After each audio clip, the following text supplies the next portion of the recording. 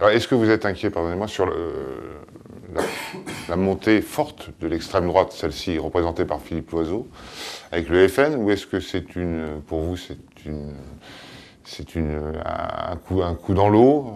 Est-ce que vous pensez que le FN va être fort pour ces élections? Je ne vais pas faire le vote avant les électeurs, mais je crois qu'il y a là un phénomène qui est préoccupant.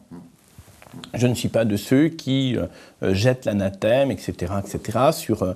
Non, je dis qu'il y a manifestement dans notre pays un certain nombre d'électeurs, de citoyens, qui sont aujourd'hui inquiets par rapport à l'avenir. C'est fort dans la ruralité. C'est fort dans la ruralité. C'est fort pour les femmes et les hommes qui se sentent un peu en décrochage par rapport au progrès et qui se disent la droite n'a pas apporté de solution. La situation s'était aggravée avec M. Sarkozy, le président de la République.